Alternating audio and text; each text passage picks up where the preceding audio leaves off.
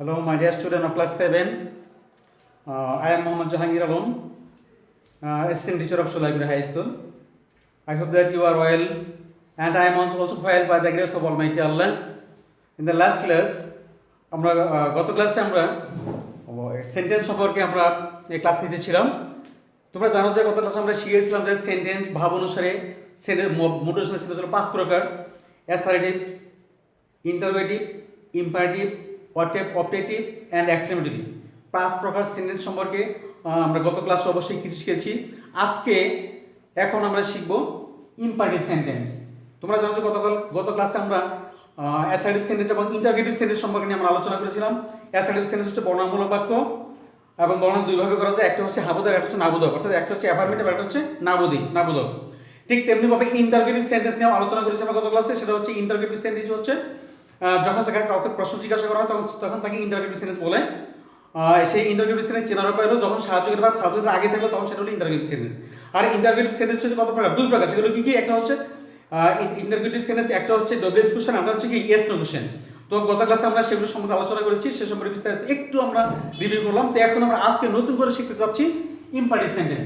কি sentence? Imperative sentence. তো what is imperative sentence? Imperative sentence কাকে বলে? ইম্পারেটিভ সেন্টেন্স কাকে বলে? ইম্পারেটিভ সেন্টেন্স হচ্ছে যে সেন্টেন্স দ্বারা আদেশ করা হয়, কাউকে উপদেশ দেওয়া হয়, অনুরোধ করা হয়, প্রস্তাব দেওয়া হয়, অনুমতি প্রকাশ করা হয়, বা অনুমতি চাওয়া হয় বা দেওয়া হয় বা নেওয়া হয়, বা নিষেধ করা হয়, এই সকল সেন্টেন্সগুলো হচ্ছে ইম্পারেটিভ সেন্টেন্স। তো আমরা তো অনেক সময় দেখা যায় যে ক্লাস 7 স্টুডেন্ট, আমরা তো অনেক সময় সেন্টেন্সের অর্থ বুঝি না। তো আমরা কিভাবে জানবো যে এটা হচ্ছে ইম্পারেটিভ সেন্টেন্স? সেটা কখন ইম্পারেটিভ সেন্টেন্স দ্বারা কীভাবে কখন প্রস্তাব বুঝাবে, কখন অনুমতি বুঝাবে, কখন আদেশ বুঝাবে, কখন নিষেধ বুঝাবে, দেখা যায় এটা আমরা অনেক সময় বুঝতে পারি না। তো দেখো, আমি আবার বলি যে ইম্পারেটিভ সেন্টেন্স কাকে বলে। ইম্পারেটিভ সেন্টেন্স হচ্ছে যে সেন্টেন্স দ্বারা আদেশ, উপদেশ, অনুরোধ, প্রস্তাব, নিষেধ, অনুমতি এগুলো বোঝায়, তাকে ইম্পারেটিভ সেন্টেন্স বলে। তো দেখি আমরা কিভাবে চিনবো, কিভাবে বুঝতে পারবো যে এটা ইম্পারেটিভ সেন্টেন্স আদেশ বোঝাচ্ছে, এটা ইম্পারেটিভ সেন্টেন্স উপদেশ বোঝাচ্ছে, এটা ইম্পারেটিভ সেন্টেন্স অনুমতি বোঝাচ্ছে বা প্রস্তাব বোঝাচ্ছে। আমরা কিভাবে বুঝবো? অনেক সময় তো আমরা কি করতে পারি না, অর্থ বুঝি না, যেহেতু আমরা 7 স্টুডেন্ট আমরা। তো ঠিক আছে, দেখো আমরা কিভাবে কখন অনুমতি বুঝাবে, কখন প্রস্তাব বুঝাবে, আমরা কিছু এক্সাম্পল দেবো। এক্সাম্পলের সাথে সাথে তোমরা কি করবে, খাতা কলমে নোট করবে এবং মনে মনে সেটা কি করবে। যেমন আদেশ বোঝাচ্ছে, কি বোঝায়? ইম্পারেটিভ সেন্টেন্স দ্বারা কি বোঝায়? আদেশ বোঝায়। ইম্পারেটিভ সেন্টেন্স দ্বারা কি বোঝায়? আদেশ বোঝায়। বা কি বোঝায়? উপদেশ বোঝায়। তো মনে রাখবে, যখন ইম্পারেটিভ সেন্টেন্সের শুরুতে ভার্ব থাকে, কি থাকে? ভার্ব যখন থাকে তখন সেটা হচ্ছে কি ইম্পারেটিভ সেন্টেন্স। তার দ্বারা কি বোঝাবে? আদেশ এবং উপদেশ বোঝাবে। আমি আবার বলছি, ইম্পারেটিভ সেন্টেন্স শুরুতে যদি মূল ভার্ব থাকে তখন তাকে কি বোঝাবে? সেই ইম্পারেটিভ সেন্টেন্স দ্বারা কি বোঝাবে? আদেশ অথবা উপদেশ বোঝাবে। সাকসেস লেখা আমরা এক্সাম্পল লিখে এখানে আদেশ। For example, do the work. কি লিখছি আমরা? Do the work.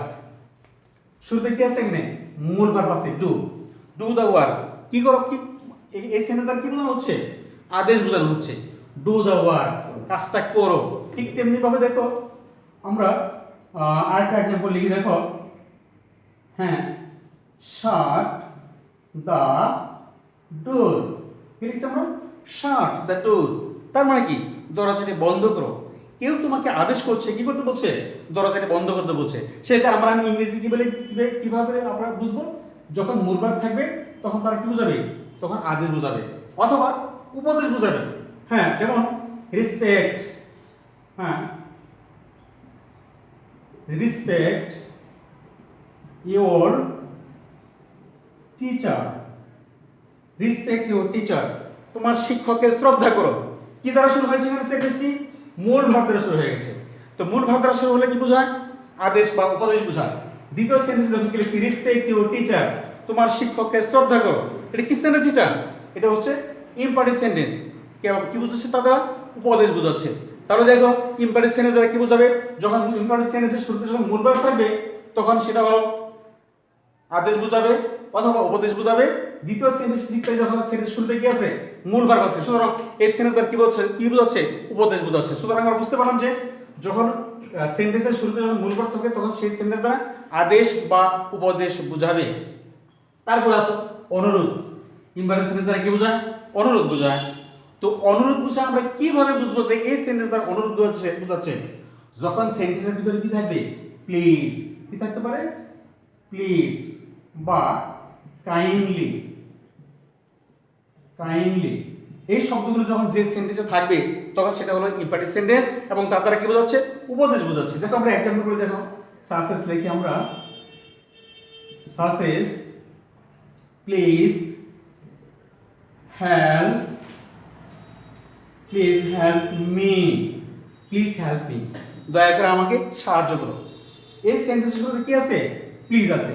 যখন সেন্টেন্সের সাথে প্লিজ আছে তখন সেটা কি বোঝাবে? তখন সেটা অনুরোধ বোঝাবে এবং সেটা কি সেন্টেন্স তখন? এটা হচ্ছে ইম্পারেটিভ সেন্টেন্স। ঠিক তেমনি ভাবে কাইন্ডলি,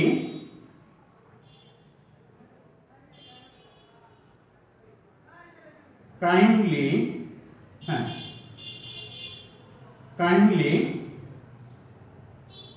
কাইন্ডলি গো দিয়া, কাইন্ডলি গো দিয়া, দয়া করে সেখানে যাও। এই যে কাইন্ডলি বা দয়া করে এই সেন্টেন্সটার মধ্যে যখন কাইন্ডলি শব্দটা যুক্ত হয়ে গেছে তখন সেটা কি বোঝাচ্ছে? তখন সেটা অনুরোধ বোঝানো হচ্ছে। সুতরাং প্লিজ বা কাইন্ডলি যদি কোনো সেন্টেন্সে থেকে থাকে তো সেই সেন্টেন্স দ্বারা কি বোঝাবে? অনুরোধ বোঝাবে এবং সেটা হলো ইম্পারেটিভ সেন্টেন্স। তো দেখো আমরা ইম্পারেটিভ সেন্টেন্স দ্বারা কি বোঝাচ্ছে? আদেশ, উপদেশ, অনুরোধ। এরপরে আরো আছে কি আছে? প্রস্তাব। ইম্পারেটিভ সেন্টেন্স দ্বারা কি বোঝায়? প্রস্তাব বোঝায়। প্রস্তাব বোঝালে কোন সেন্টেন্স দ্বারা প্রস্তাব বোঝালে সেটা হলো ইম্পারেটিভ সেন্টেন্স। তো আমরা কিভাবে বুঝবো যে এই সেন্টেন্স দ্বারা প্রস্তাব বোঝাচ্ছে? হ্যাঁ, একদম কিছু কিছু সিম্পটম আছে, কিছু কিছু ওয়ার্ড আছে, সেগুলো দেখে আমরা বুঝতে পারবো। দেখো, সেন্টেন্সের শুরুতে যদি কি থাকে? লেট আস অথবা লেটস, কোন সেন্টেন্স শুরুতে লেট আস অথবা লেটস যদি থাকে তাহলে মনে করতে হবে এই সেন্টেন্সটা ইম্পারেটিভ সেন্টেন্স এবং তার দ্বারা কি বোঝাচ্ছে? প্রস্তাব বোঝানো হয়েছে। এক্সাম্পল দেখো, আমরা একটা এক্সাম্পল লিখি দেখো, সাসেস let us go out, let us go out। শুরুতে কি আছে? let us। যখন কোন সেন্টেন্সের শুরুতে কি থাকবে?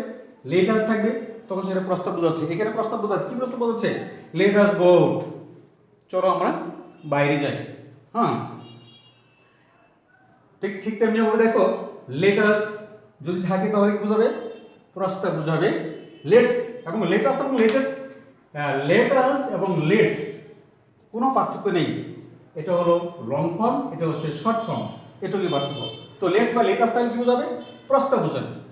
তারপরে দেখো, তার পরবর্তী আমরা যাচ্ছি অনুমতি। তো এখন দেখো ইম্পারেটিভ সেন্টেন্স দ্বারা কি বোঝায়? অনুমতিও বোঝায়। আমরা কিভাবে বুঝবো যে এই ইম্পারেটিভ সেন্টেন্স দ্বারা অনুমতি বোঝাচ্ছে? হ্যাঁ, যখন সেন্টেন্সের শুরুতে কি থাকে? let him, let me, let them, let me, let him, let them, let her, হ্যাঁ, let her, এগুলো যদি কোনো সেন্টেন্সে থাকে তাহলে কি বোঝাবে? তাহলে শেষ। হ্যাঁ, দেখো, let me, let him, let them এগুলো দ্বারা কি বোঝায়? অনুমতি প্রার্থনা বোঝায়। তো ডিয়ার স্টুডেন্ট, তো আমরা এখানে শেষ করছি। এর বাকি অংশ পরবর্তী ক্লাস আমরা দেখতে পারবো। তো শেষ পর্যন্ত তোমরা কি করবে? অপেক্ষা করবে। তো thank you so much. No more today, meets again the next classes. Thank you.